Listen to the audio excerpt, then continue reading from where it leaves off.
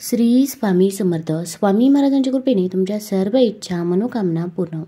आज आहे ज्येष्ठ अमावस्या. या दिवशी जर आपण काही उपाय केले, काही सेवा केल्या तर त्या खूप खूप प्रभावी ठरतात. ज्येष्ठ महिन्यातील कृष्ण पक्षातील अमावस्या तिथीला ज्येष्ठ अमावस्या साजरी केली जाते. अमावस्या कृष्ण पक्षाच्या 15व्या तिथीला येत असते. सध्या मराठी ज्येष्ठ महिना सुरू आहे. ज्येष्ठ अमावस्येच्या दिवशी सर्वार्थ सिद्धी योग तयार होत आहे. सर्वार्थ सिद्धी योगात केलेले कार्य नेहमी यशस्वी ठरते. तसेच या काळामध्ये केलेले उपाय देखील सफल ठरत असतात. ज्येष्ठ अमावस्येच्या दिवशी लोक आपल्या पितरांसाठी स्नान आणि दान, तर्पण, श्राद्ध, पिंडदान इत्यादी करतात, ज्यामुळे पितृदोषापासून देखील सुटका मिळते. ज्यांनी आपल्याला जन्म दिला, ज्यांच्या कुळात आपण वाढलो, ज्यांची परंपरा आणि नाव आपण पुढे नेत आहोत, अशा आपल्या कुळातील दिवंगत व्यक्तींचा अर्थात पितरांचा सदैव आदर करावा.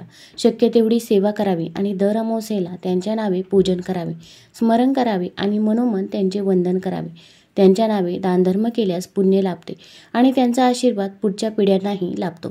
यासाठीच तसेच पितृदोषातून मुक्त होण्यासाठीही धर्मशास्त्राने काही उपाय देखील दिले आहेत. त्याचे यथाशक्ती पालन करावे. या दिवशी आपण आपल्या पितरांसाठी दिवा लावायचा आहे.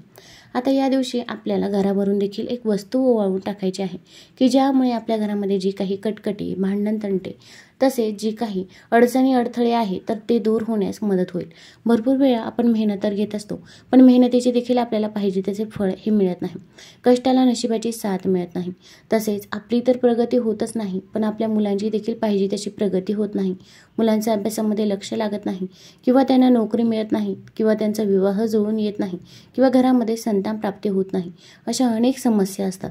तर या सर्व समस्या दूर होण्यासाठी अमावस्येच्या दिवशी कोणते उपाय करावे, कोणत्या सेवा कराव्या याचबद्दलची माहिती मी आज तुम्हाला या व्हिडिओमधून देणार आहे.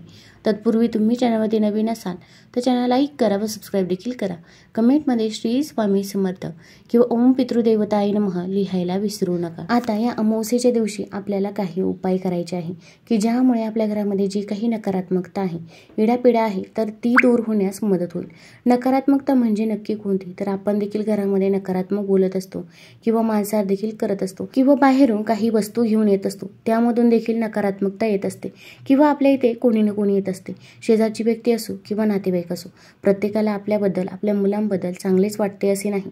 त्यांच्यामध्ये असणारी नकारात्मकता देखील आपल्या घरामध्ये कुठेतरी प्रभाव करते आणि आपल्या मुलाची, घराची, पतीची प्रगती ही कुठेतरी खुंटत असते. एखाद्या घरी तर असे होते की अमावस्या आली की मुलं आजारी पडतात किंवा अनेक समस्यांना सामोरे जावे लागत असते. अगदी डोकं दुखायला लागणे, चिडचिड होणे अशा देखील समस्या असतात. आता अगदी आपल्याला वाटत असेल की आपल्या घरामध्ये नकारात्मकता नाही, तरी पण आपण या अमावस्येच्या दिवशी घरावरून ही एक वस्तू ओवाळून टाकायची आहे. त्या अगोदर आपल्याला थोडासा भात घ्यायचा आहे. आता भात हा आळणी भात घ्यावा. त्यामध्ये मीठ टाकायचं नाही, त्यावरती थोडंसं दही टाकायचं आहे आणि हा भात आणि दही आपण घरामध्ये चारही कोपऱ्यांना टाकायचं आहे की ज्यामुळे आपल्या घरामध्ये जी काही नकारात्मकता आहे तर ती नकारात्मकता दूर होण्यास मदत होत असते. तसेच आपल्या घराच्या बाहेर नकारात्मक ऊर्जा ही असतेच, तर ती भात ठेवून ती नकारात्मकता तृप्त होते असे म्हणतात आणि ती आपल्या घरामध्ये प्रवेश करत नाही. त्यामुळे प्रत्येक अमावस्येला तुम्ही घरामध्ये दही भात आवर्जून टाकायचा आहे आणि दुसऱ्या दिवशी तो उचलून तुम्ही वाहत्या पाण्यामध्ये प्रवाहित केला तरी पण चालेल. आता हा उपाय कोण करू शकतं? घरातील कोणत्याही व्यक्तीने हा उपाय केला तरी पण चालेल, पण शक्यतो घरामधील जी काही वडीलधारी व्यक्ती आहे त्यांनी हा उपाय करावा किंवा तुम्ही सुद्धा हा उपाय करू शकता. फक्त घरामध्ये जी काही लहान मुले आहेत तर त्यांना आपण हा उपाय करायला सांगायचा नाही. आता आपल्याला एक उपाय करायचा आहे, तर हा उपाय अगदी तुम्ही संध्याकाळी करायचा आहे. संध्याकाळी 7 नंतर हा उपाय केला तरी पण चालेल. सर्वात प्रथम देवघरामध्ये एक दिवा लावायचा आहे. तुळशीजवळ देखील एक दिवा लावायचा आहे, कारण की जेव्हा एखाद्या प्रसन्नमय, मंगलमय वातावरणामध्ये आपण एखादा उपाय करत असतो तर तो उपाय नक्कीच फलदायी ठरत असतो. आणि आपण जो काही उपाय करत आहोत त्या उपायाबद्दल आपण कुणालाही सांगायचं नाही. अगदी तुमच्या इथे शेजारची व्यक्ती असेल किंवा नातेवाईक असेल, भरपूर वेळा आपण कुणाला तरी सांगतो, मग आपण जो काही उपाय केला तर तो सफल ठरत नाही. कारण की प्रत्येक व्यक्तीला आपल्याबद्दल, आपल्या मुलांबद्दल चांगलेच वाटते असे नाही. उलट त्यांची नकारात्मकता आपल्या घरामध्ये कुठेतरी प्रभाव करते. त्यामुळे कुणालाही न सांगता गुपचूप आपण हा उपाय करायचा आहे.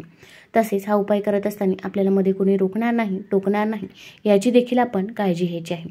आता या उपायासाठी आपल्याला एक नारळ लागणार आहे.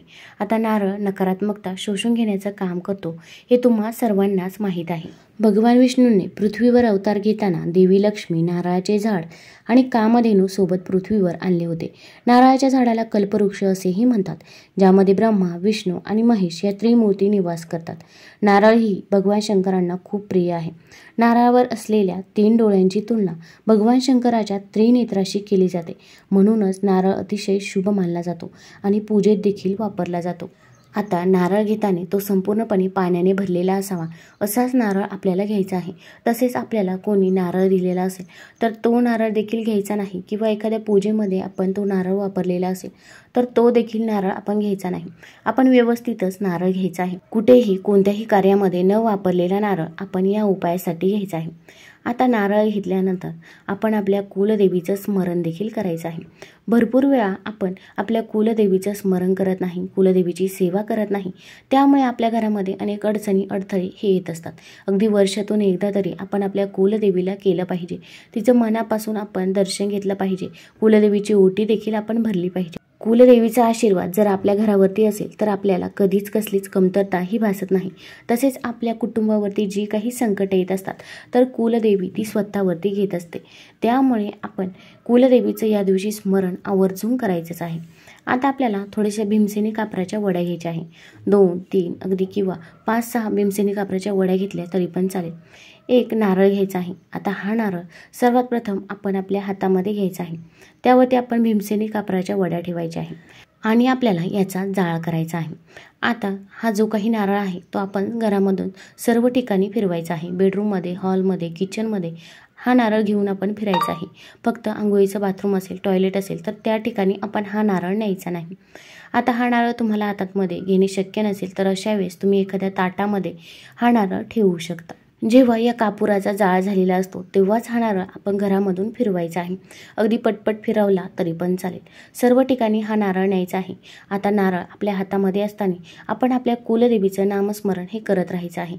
आता तुम्ही ओम कुलदेवी नमः, ओम कुलदेवी नमः या मंत्राचा देखील जप करू शकता. आता हा नारळ आपल्या घराच्या बाहेर घेऊन जायचा आहे. मुख्य दरवाज्यावरून हा नारळ आपण 5 वेळा किंवा 7 वेळा उतरवायचा आहे. उतरवत असताना म्हणायचं आहे, माझ्या घराला जी काही नजरबाधा झालेली असेल, इडापिडा, दुःख, दारिद्र्य, गरिबी, संकटे, अडचणी, अडथळे माझ्या घराच्या मागे असतील तर ते पूर्णतः दूर होऊ दे. माझ्या घराची प्रगती होऊ दे. ओम कुलदेवी नमः असं आपण म्हणायचं आहे. त्यानंतर हा नारळ घेऊन आपण घराबाहेर जायचं आहे आणि तुम्ही अगदी वाहत्या पाण्यामध्ये प्रवाहित करू शकता किंवा एखाद्या रिकाम्या जागी जरी हा नारळ टाकला तरी पण चालेल. पण कुणालाही या नारळामुळे इजा होणार नाही याची आपण काळजी घ्यायची आहे. आता हा नारळ घरावरून उतरवल्यानंतर आपण हा नारळ घरामध्ये आणायचा नाही याची आपण काळजी घ्यायची आहे. तसेच हा नारळ जेव्हा आपण बाहेर टाकून येतो तेव्हा घरामध्ये आल्यानंतर आपण हातपाय स्वच्छ धुवायचे आहे. त्यानंतर तुमची जी काही कामे आहे तर ती कामे तुम्ही करू शकता. तुम्हाला जर हा व्हिडिओ आवडला असेल तर चॅनल लाईक करा, सबस्क्राईब करा. धन्यवाद.